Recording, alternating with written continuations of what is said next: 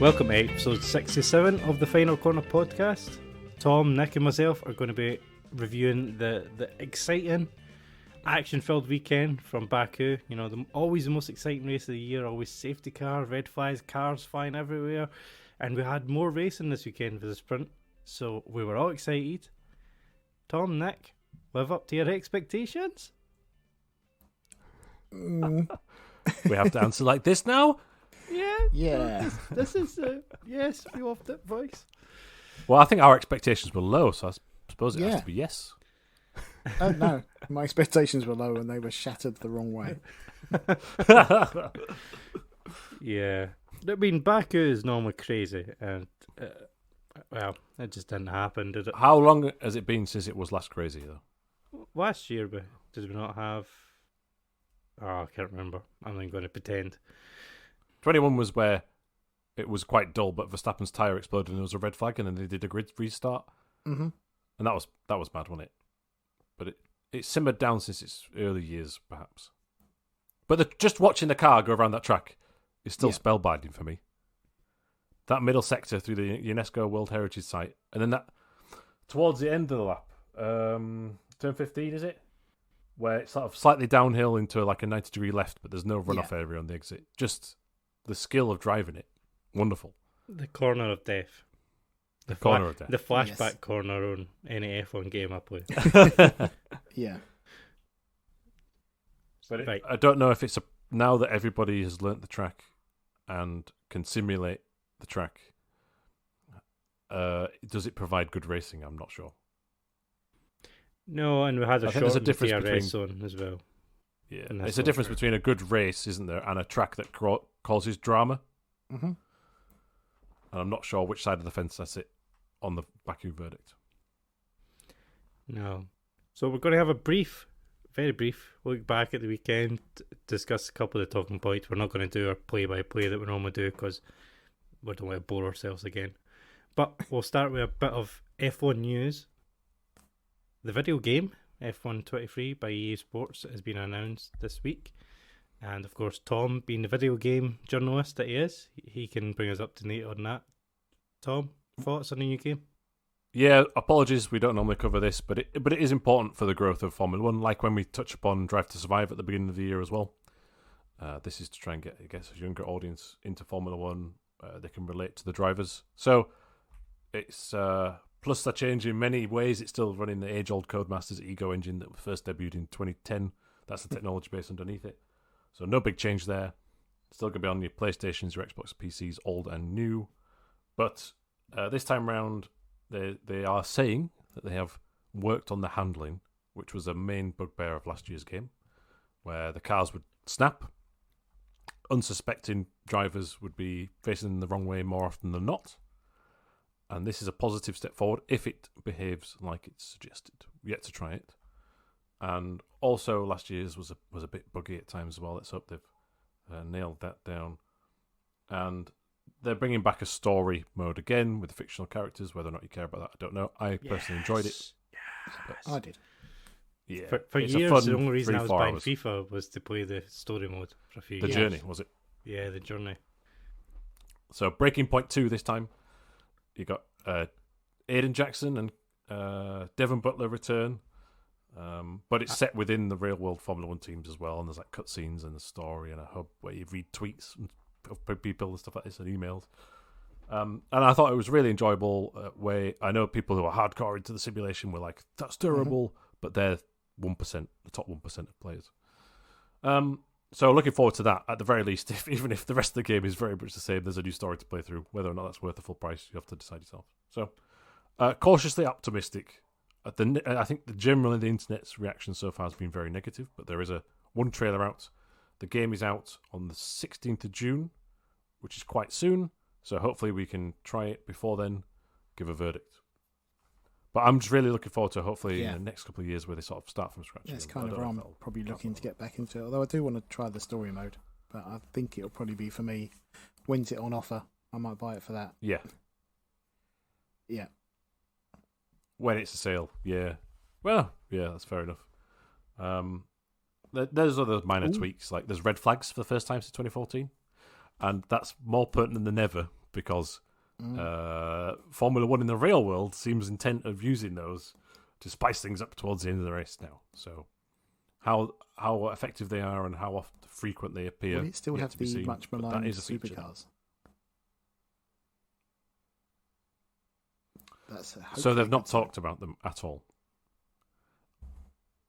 Yeah, last year's game had these road-going supercars like McLarens and Ferrari 488s and Aston Martin Vantages, and you could drive them. And in my opinion, completely pointless. I got called out in a YouTube video by an F1 YouTuber who shall remain nameless because I tweeted them. They asked for questions, and I said, "Why the supercars instead of Formula 3?" And I was told that more people will play them, but you couldn't even do a single player race with them, and you couldn't do online. So there was only these set challenges.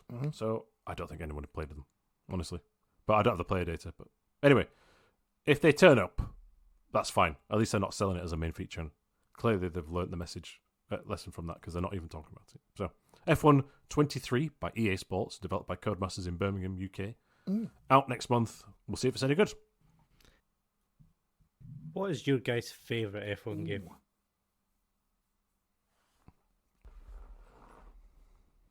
I would have to say F1 2013, just because it had the classic tracks, which were, I remember Jerez and Brands Hatch, and I can't remember the other two, but there was 4. Imola and Estoril.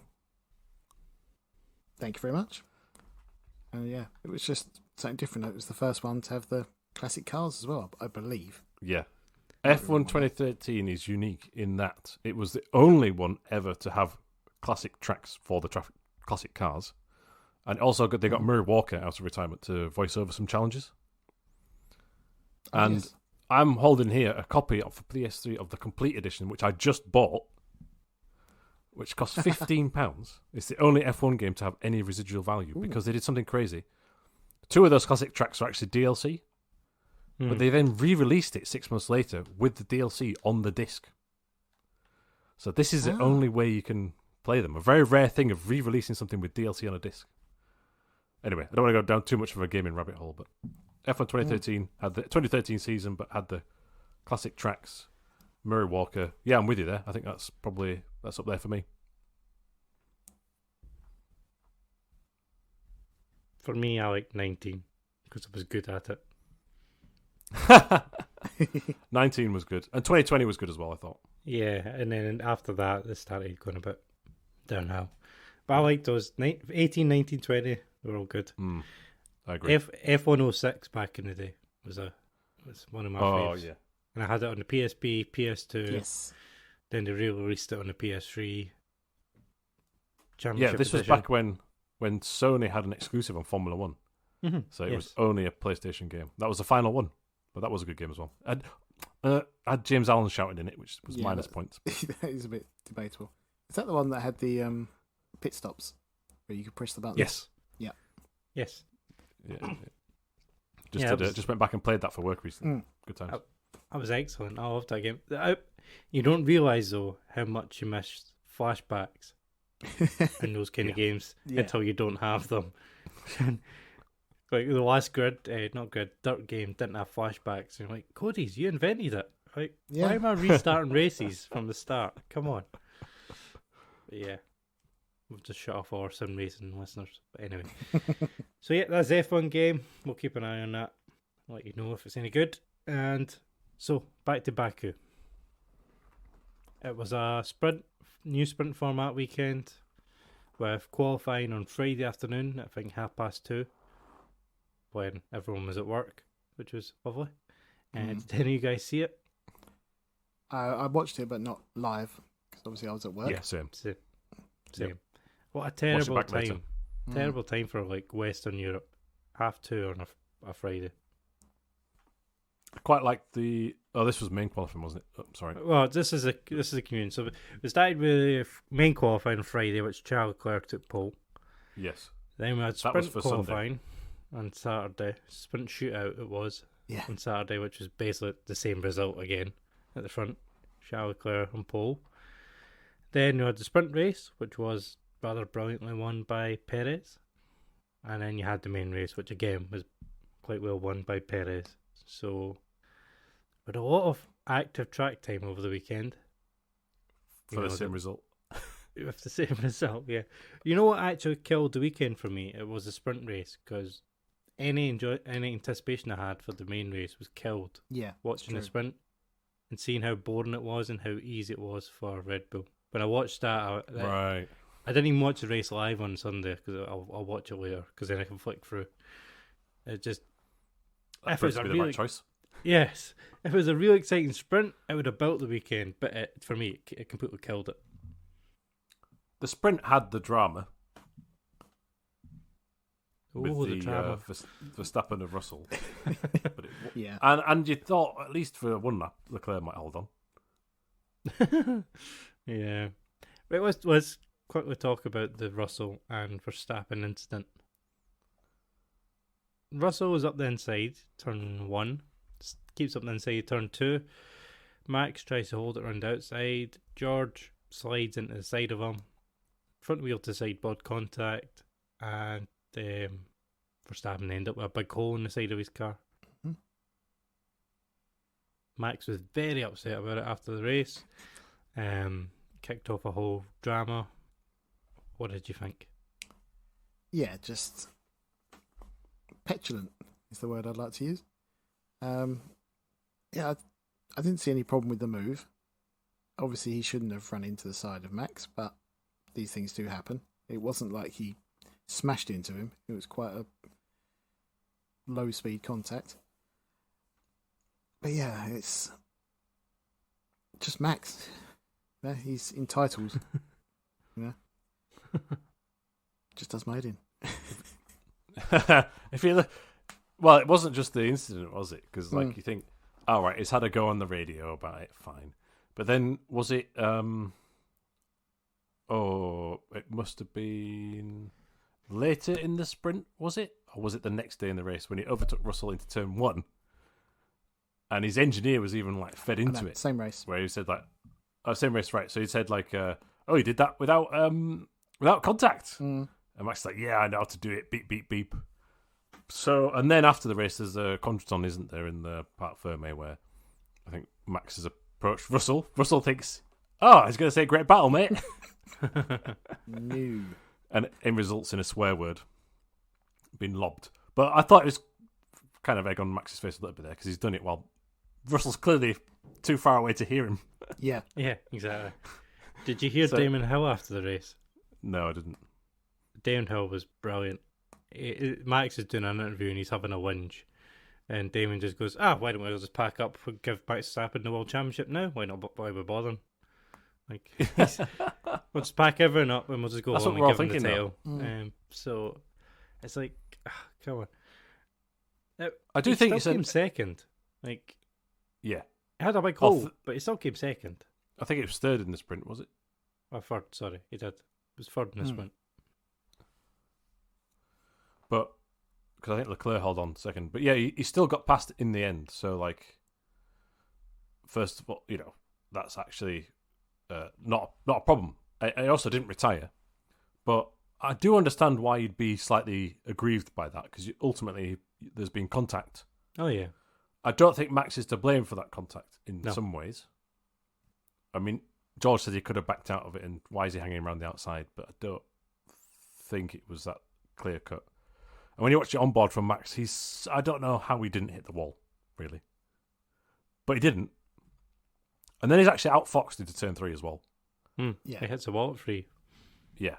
And he could have easily backed out of it then or done something a bit different. Oh, I said easily there. I don't mean it's easy to drive a Formula 1 car, but he's outfoxed at turn 3, so maybe that's also riled him up. But I also think that the team is so on his side, it's hubris. And it's partly his fault, but it's also partly... when the engineers egging him on, you overtook without contact. In the adrenalised moment, that's why you get that Max out of the car, I think. Everybody around him's telling him he's perfect. Yeah. And that's causing this weirdness where it comes across and it's very easy to go what a child. He's got the championship sewn up, so does he really even need to fight or argue? That's the flip side to what I've just said. What was interesting, I thought, was come on, Christian Horner was interviewed about it, and he actually said, I didn't see any problem with what happened at turn 2. I thought turn 3 was the one that was bad. And Oh, it's what? like, oh, that's not where the contact happened. He thinks he was pushed into the wall, but just Yeah, because Max Christian Max Horner. hits the wall at turn 3, Mhm. but I thought On his own, though, there, I think. I thought that Yeah. was kind of more on his own. But yeah, We're talking about it, though, because unfortunately, I don't think No. this would be a huge talking point if the rest of the racing was better. true. No, but there's this thing in Formula One that bugs me now that anytime anybody overtakes anyone, they're immediately on the radio whinging, Mm-hmm. whether there's contact or not. But has it always happened, and now we hear it? Possibly, yeah. Sort of. It seems more prominent now, though. Yeah, I agree. I don't want to undermine you there, Colin. I agree No. with you, but there's an element of, yeah, but we're getting the juicy bits because Liberty Media's maybe had a word with FOM, I don't know. Yeah, true. But both of the guys deserve space. Mhm. Like George was up the inside, but Max was quite far alongside as well. Still, so both of them entitled to space, and it was just a racing incident. Like he just drifted into the side of him. I mean, it didn't even pop up on the screen that it was being investigated, right? No, No. Nothing came of it. So it's a non-incident. So we're only talking about it because of, like you said, Nick, Max's petulance Mhm. in this instance. Not that we know him, but then he carried on afterwards in the interviews as well. Yeah. I know. So it's a bit like, all right. And the other point that we've not mentioned that I didn't really like was, I can do that to everybody now, or something like this, wasn't it? Now, yeah. I might have slightly exaggerated it, but I can Yeah. overtake like that with contact from now on, or something like this, which is basically a threat. But the problem is, it's going to be first, so we're not going to see it. Yeah. Well, Ferrari put themselves in first at most weekends. You never know. Charles Leclerc put himself in first by being a genius in the middle sector, in my opinion. That well, Ferrari have obviously took a bit of a step, but you're right. But the difference between Leclerc and Sainz Yeah. All weekend, massive. was quite startling. We only had 19 drivers in the sprint because Logan Sargent binned it in the morning session. Mhm. Binned it in the morning session. At the tricky turn 15. What do we call it now? The corner of death? Yes. I hate that corner so much. Yeah. Yeah, it's bad. 'Cause But the drivers need to be challenged. So. Yes, yeah. And Yuki Tsunoda had a strange crash, and on this one as well, just before he got to that corner. Yeah, now, he had front wing damage from some previous contacts, which I didn't see, which caused just understeer, which is normally through a flat corner into the wall, right? Yep. But before that, I think they messed up their qualifying strategy in the sprint qualifying. Sprint showdown? Shootout. What was it called? Shootout? Sprint Oh my shootout. God. The sprint shootout. Because didn't a red flag come? Was it for Sargent? And it meant they couldn't get a good lap, so he started way back in the pack. Whereas for the main race, he'd qualified up inside the top 10. Yeah. So, and I quite liked the shortened. The format for the sprint shootout wasn't any different, which is a bit of a shame. But I like the shortened nature of it. I don't think main qualifying needs to be as long as it is. Yeah, I'd agree with that. Is that correct? Mm-hmm. No, I would agree. But that ultimately is what caused Tsunoda's incident, really. Missing the... not getting a good lap in early. Yeah, I agree.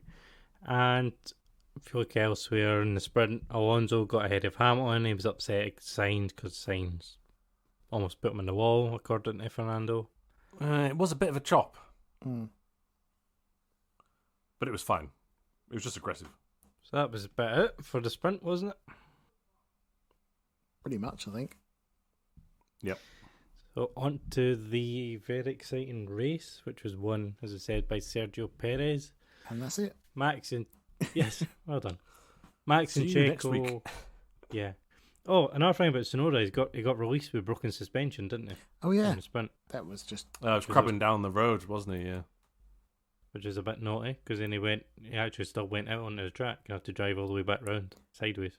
Actually, when he came into the pits and the mechanic looked at the rear suspension, he then did the crossed arms X up to the pit wall, which I always Ooh. thought that meant no. You know, it's And- broken. In pro wrestling, when the referee throws that X Yeah. sign up, it means that the wrestler is legitimately injured. Mhm. So I'd And imagine Formula it's the same. One abides by Yes. AlphaTauri Exactly. team. Exactly. Formula One uses the WWE to base its rules. But yeah, it should So, not have yes. left the pit lane. No. So it was the main race then, and yeah, Checo managed to get in front of Verstappen because of the pit lane. Well, during the pit stops, there was a red flag because Nick De Vries is terrible, surprisingly. That's one of the topics I want to speak about is Nick De Vries. So if De Vries crashes, goes straight into the wall. You can see on the camera shot that his suspension is broken. But Red Bull No one else can see it. Yes. Red Bull go ahead with their scheduled pit stop for Verstappen, even though there's a risk of a safety car. Christian Horner says that they just assumed that De Vries would reverse out the wall and park it somewhere. So by the time he pits, then the safety car comes out, which allows Perez and Leclerc to get back in front of Verstappen. Hamilton had pitted just before the safety car, but he made, I think, 3 overtakes in 1 lap at the restart. Oh yeah, really good. Past was it Hulkenberg Haas? and yeah, an Alpine maybe? yeah, that, and then that made his race. That did. yeah, and then he It got would have been Stroll very when difficult from that point. Yeah. Stroll ran wide at the what was Ah, really was really the last Oh, corner. yeah. But he ran wide, then so always 16. got up to 7th or 6th at the end. So yeah, the I guess Nick De Vries. What's happened? I still think you have to treat him like a rookie because he had that amazing thing at Monza. But let's be real, Monza, he did a great job. But Monza is one of the less, I hate this term, but the less technical circuits. Yeah, You know, it's stop start. So I think now it's just coming undone a bit, where there are tracks that he's maybe not raced on for quite a while. He's had a couple of years off the F1 circus, hasn't he? Doing Formula E and stuff. And he's making Tsunoda looking good. yes. Tsunoda got a point, and suddenly Yuki's looking like a. But he's beating him every pro. week. Yeah, Exactly. Is it just our expectation for De Vries is too high? I think it was that, yeah. I think so. I think it's just, as Tom said, you've got to treat him like a rookie, in which case you've got to give him at least half a season before you can start thinking, where's he at? Because there is already articles appearing online about will De Vries make it to the summer. Yeah. That sort of stuff helps nobody. Mm-hmm. But it is the sort of thing that Helmut Marko would say. Yeah, exactly what I was thinking. 80 years old at the weekend he was. Yeah, well done. Why are you still working? Do you not fancy retirement, Helmut? Franz Tost is leaving, no? The end of the season from AlphaTauri. Yes. That's a big debate, isn't it? They've been replaced by a Ferrari chief. Yes, Lauren Mekes, I think he's called. But it's weird how he's still working. Wouldn't you put him on gardening leave? It might be a for Ferrari. soft retirement. Let's for the guy from Ferrari. Yeah. Why is he still in the pit wall? Yeah, I suppose AlphaTauri aren't really afraid. Well, they're linked to Red Bull.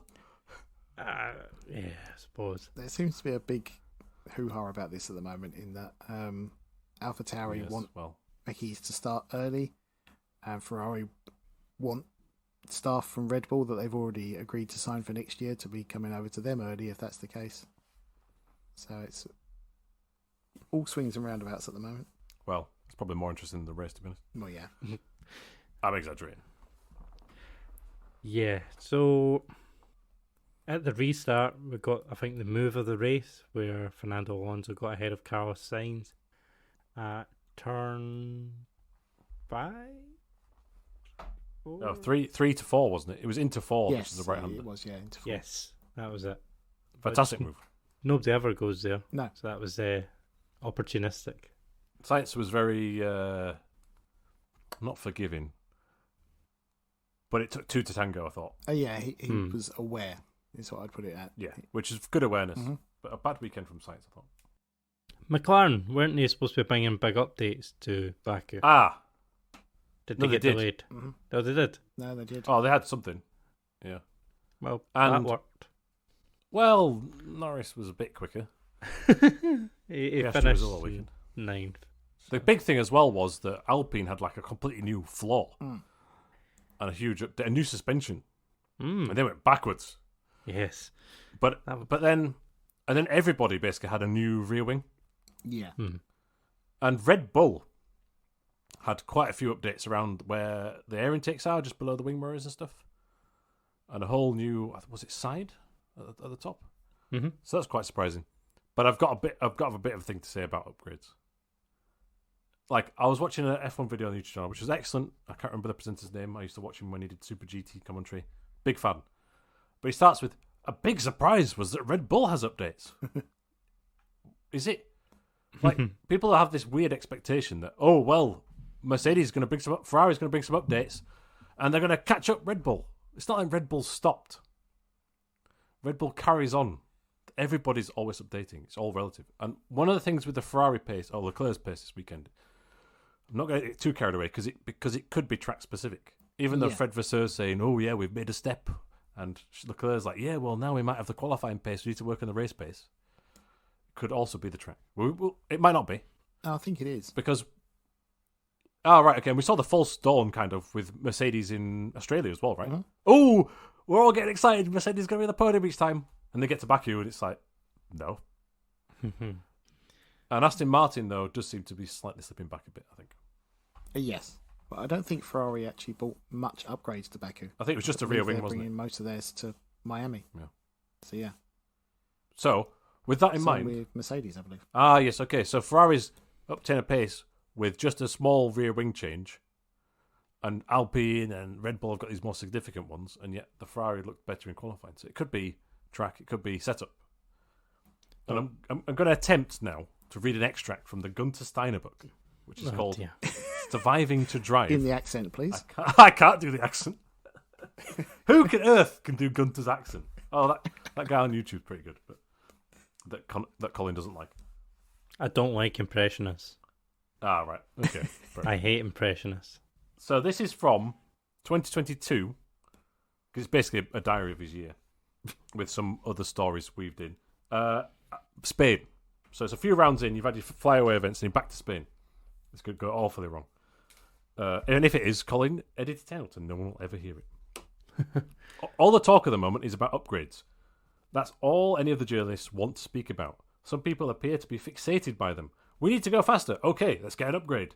It's the only way. I'm definitely not against upgrades, but I don't like using them just for the sake of it. The timing has to be right.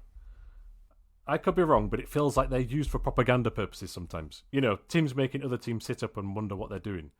Then again, it might just be for the press and the media to help feed the F1 soap opera. Who knows? That seems more likely in my opinion.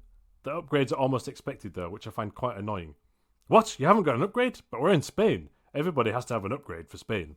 The reason I'm not interested in any upgrades at the moment is because we haven't got the best out of our car, and you cannot really upgrade something until you fully understand and appreciate what you've got. And then it goes on. That's my opinion, and Gene agrees, and so on and so forth. And I just thought, actually, that's my opinion of upgrades. I don't get ever excited about an upgrade for an F1 team, because it could be track specific, and you never know. It's all relative versus the other teams. So, end of rant. It's something, though, for the media to talk about on the week on the run-up to race. Yeah. Well, Mercedes have got upgrades coming to MO, so yay. Yeah. But who else has upgrades? And did other people have one race later or one race before? You know, it's all I know. relative. We always look at upgrades because we always want to have... Like, there's this amazing video going around, I think of China, 2012 maybe? It's like 8 laps to go at the race, and the top 6 are separated by like 4 seconds or something. It's been doing the rounds online after. Also, every time you have a boring race in F1, everyone goes ballistic and then says it was better in the past. We need to rip up the rulebook, etc., etc. Even the great seasons had boring races, though. But exactly. Back in 2012, yes, you had 6 cars fighting at certain points, but there was also a lot of boring races where Sebastian Vettel just won. Exactly. Back in that era. So, F1, I think we've been a little bit spoiled in recent years. F1 has a lot of boring races. That's just always. that's standard fare. Yeah. It's just the last few years, I think the expectation of all the drama that's been happening and the drive to survive, pumping things up, is New rules. Everyone's expecting carnage and chaos every race. Most F1 races are won by strategy, or if there's just a car out front that is just dominant. And we're bagging on a dull race, but I think we can all appreciate here sometimes a race where someone's dominant and done the best job. Yeah. So yeah, we're hypocrites a bit because we're saying, well, what snooze fest this one was. Exactly. But this year's more a bit like, oh, will every race be that because Red Bull dominating, I guess, as well. But, exactly. We're 3-4 races in, and it looks like there's only going to be one team winning. Whereas, like, we used to be... 2012, it wasn't clear that Vettel was going to dominate until after a few rounds at least. And then they brought some upgrades.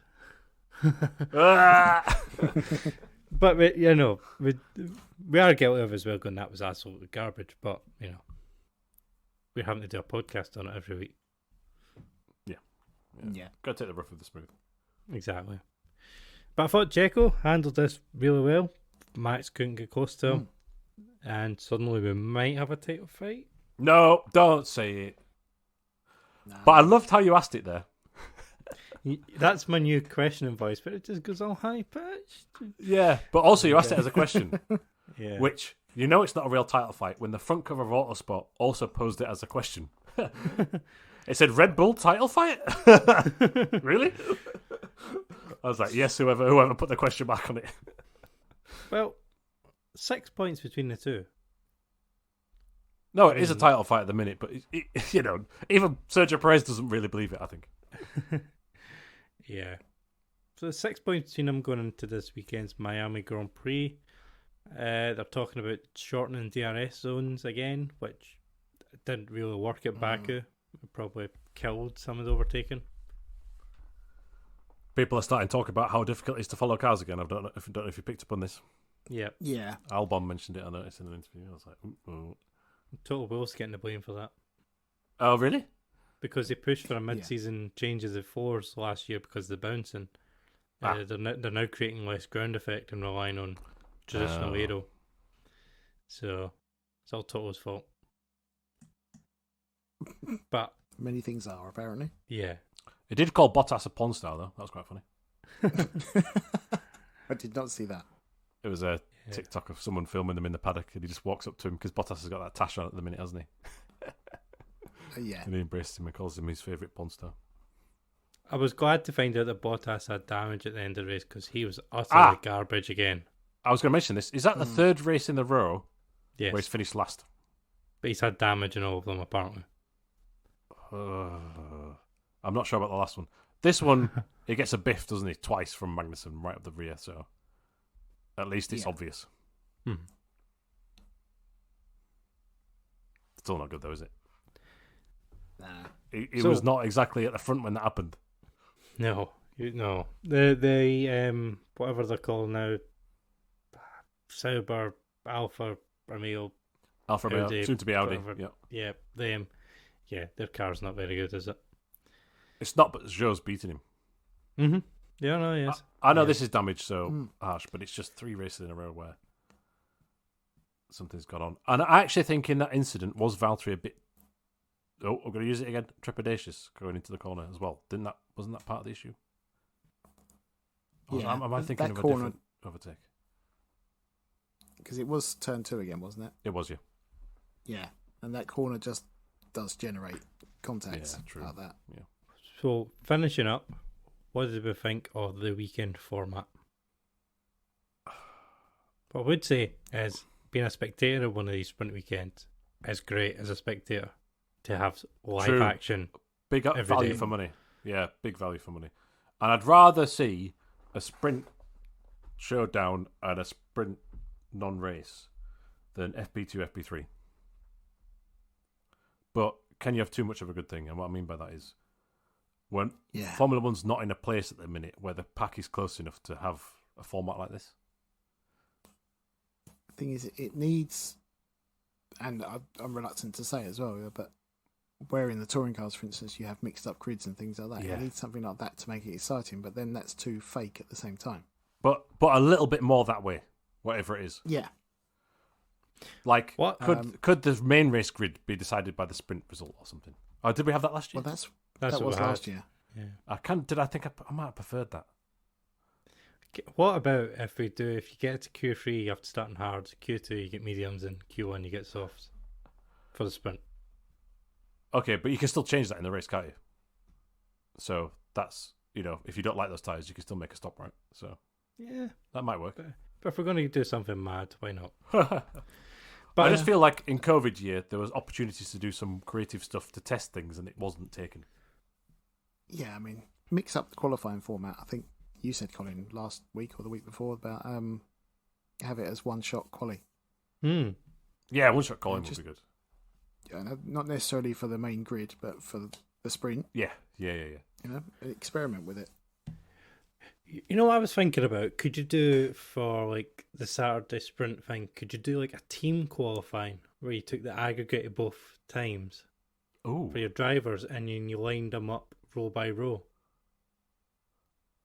that'd be weird. So if Perez puts it in the wall but Max is quickest, they end up starting, 6 or something. Interesting.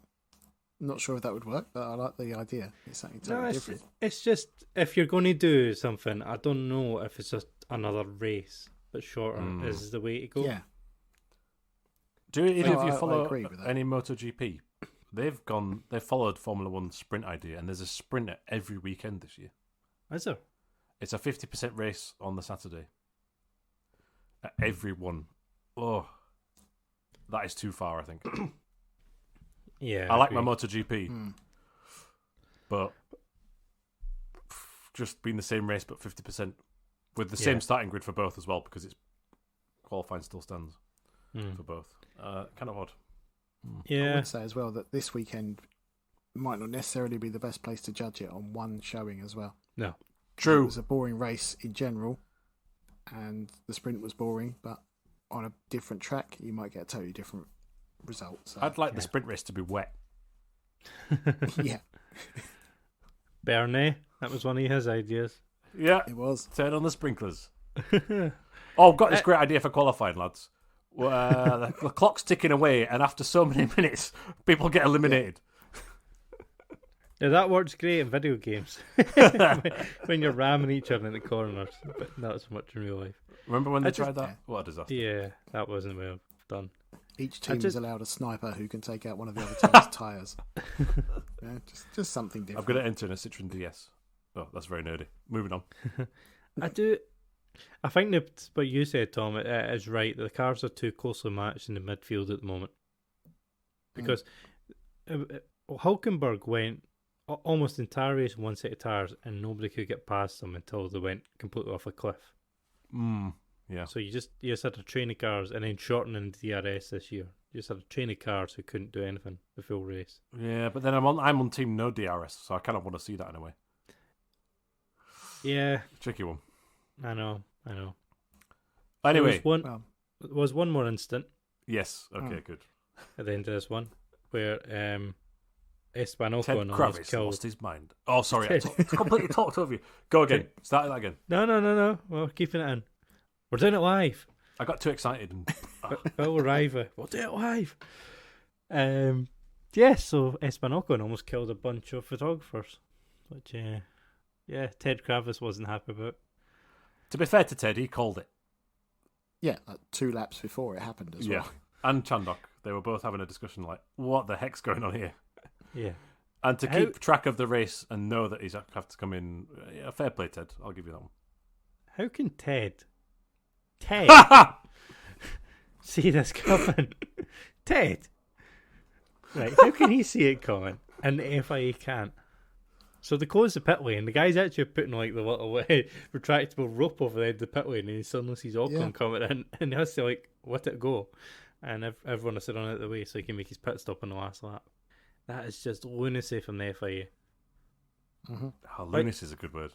What in Australia last year there was people in the pit lane on the last lap. Australia this year there was people at the side of the track. Australia Climbing the 2 fence. years ago. Well, it's just Australia. Because remember Australia 2 or 3 years ago, there was people on the track as they were doing their in lap. Or just like the fans in it. Like, Come That on, is just Baku. Australia, I think. Yeah. Yeah, but come on, Baku. You don't need like Australia. Well, that's not the fans, though, is it? It's the AFC-FIA, It's Yeah. yeah. It is the FIA who then reported themselves. Brilliant. Yes. I still don't get why people are allowed in the pit lane when a racetrack is live, even if you don't expect someone to pit. That should be. It's going to have to be yet another rule now because this precedent is dangerous. And it should be once everyone has crossed the finish line, you can start letting people out. Yeah, the whole grid, not just the winner. Yeah. Because there could be someone just in front of the winner, about to be lapped.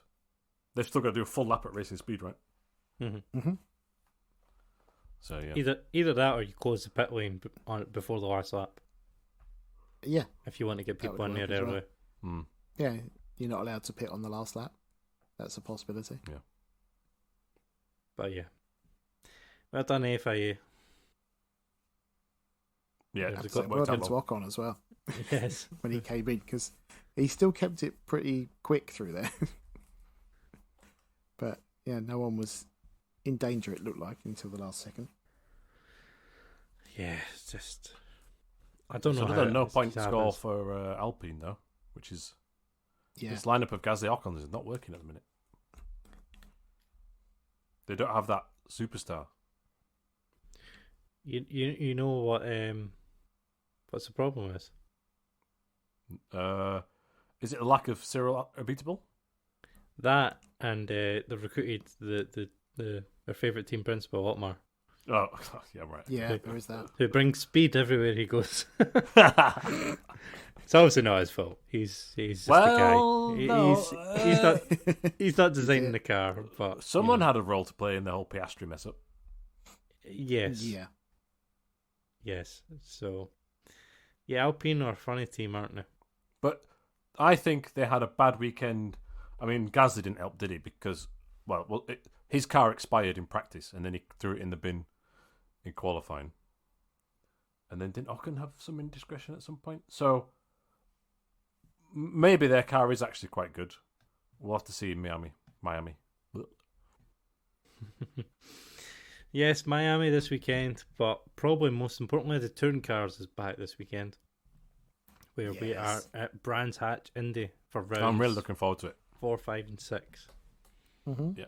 Especially now with F1 just being a bit more subdued, a little less exciting at present. It makes me appreciate the BTCC even more. Yeah, but as I say, I don't think we should get too carried away with F1. It'll be fine. Yeah, yeah, absolutely. But just, I'm more excited for touring cars again. I'm And still also- just in a bad mood for the football. That's why I hated it so much. Oh, really? The worst weekend of my life What happened with the football? until Spurs played, and then they cheered me up. What Football. happened with the football? Oh, Arsenal. No, Falkirk lost the semi-final. Oh, really? Sorry And to hear then, that. but then Spurs went and scored in the 94th minute and then lost it 20 seconds later. So that topped off the weekend with a nice wee positive. Nice. I actually thought the touring cars was last weekend as well, so I was a bit gutted when I checked my planner and I was like, oh no, it's next. So that's why I'm a bit down. So yeah, on to Brands Hatch this weekend. That'll be a fun one, and then Miami with the fake dock. I was going to Apparently- mention it. I'm there for the fake boats. Yes, exactly. Sorry, real Apparently- boats cemented into a fake water. Apparently, they're struggling to sell tickets because the cheapest tickets are Oh. like $700 a person for a grandstand seat. Well, Jesus. they went for the whole Monaco vibe, didn't they? Yeah. And Miami does have a lot of money. Mar-a-Lago, is that where Trump stays? It's where these That's London down there resorts somewhere, is it? Yeah. But yeah, they're struggling. The problem with F1 is that they're pricing themselves out. But there's a lot of rich people that pay it. You know, I signed up for the Canadian Grand Prix ticketing service this year, Oh, yeah. and I think it was sold out, so I got bumped onto the F1 experiences thing, which Oh, is right. like advanced tickets, pit lanes, parties, and all this. I got an email 2 weeks ago, and the guys emailed me every day since trying to set up a call and a meeting. Right, cheapest package he was selling was $3,000. Most expensive one was $38,000, and that was paddock access with like Alfa Romeo or something like that. And $3,000 is your cheapest package that you're selling. It's just utterly ridiculous. So it's another bonus point for touring cars, as it's about 25 quid. Yeah. Because even just 40 normal sometimes. tickets, oh yeah, but even just normal tickets like Silverstone and that have jumped so much. It's all supply and demand, though, isn't it? If you can sell it out, charge as much as you can. But it might be that you can have as many Drive to Survive fans as ever and do really well on Instagram, but if the racing product isn't quite up to snuff, there's only so long that sheen will last.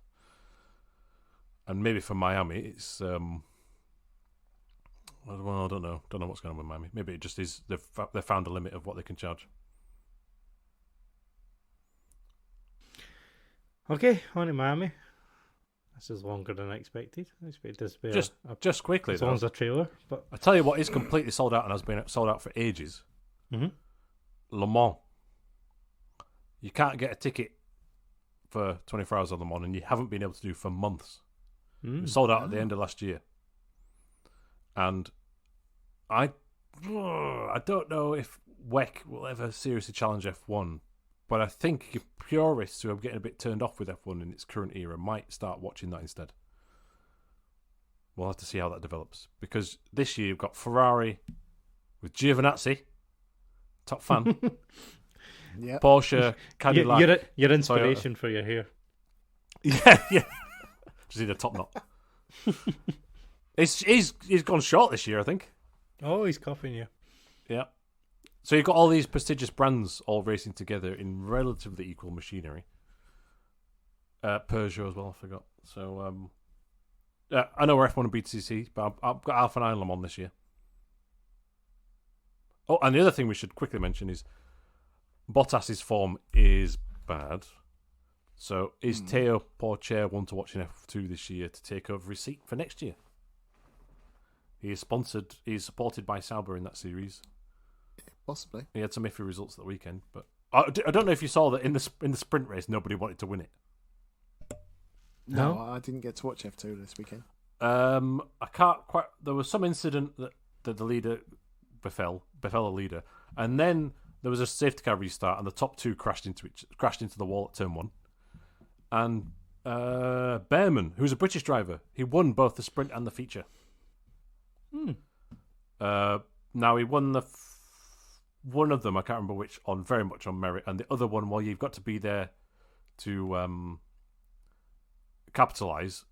On the reverse grid race, he was further down the grid, though. I think he got pole position, so he won the feature, and he got pole, by the way, with bent steering.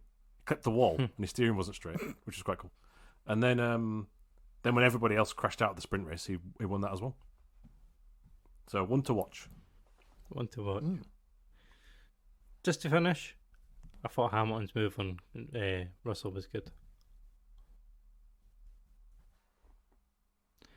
The blank I look would agree, but I can't actually remember it. I'm struggling as well. He done the Verstappen and Ricardo into turn 1, but then didn't actually hit his teammate. Oh, yes, he didn't. He was very close up to the wall, wasn't he? Yeah. On the left-hand side. After Russell had a terrible restart. Okay, yeah, it was at a restart, wasn't it? Yeah. And Russell dropped back further after that as well, didn't he? He did. This is the most disjointed episode we've ever done. Well, we're tired. Yeah. Our boredom has made us just jump all over the bloody place. So, yeah, we'll be more organised for the touring cars. So. Yes. And Miami. Yes. And Miami. Double watch. Double. Back. I wonder if we're going to get Doble versus Gamble round 2. Yes. Is the battle out for our love? We'll find out this weekend. So, any more for you guys? Nope. Sorry. Nope, that's it for me. Sorry. Well, I'm rambling about Le Mans and F2 and the F1 game. That's what we're here for. So yeah, we'll see you next week at some point. Enjoy your coronation weekend if that's the thing you're into. If you're not a royalist, enjoy ignoring the coronation. do both. We cover everyone here. It's time to end the podcast. So, goodbye. Goodbye. Bye. Well, it might have been disjointed, but it was really enjoyable.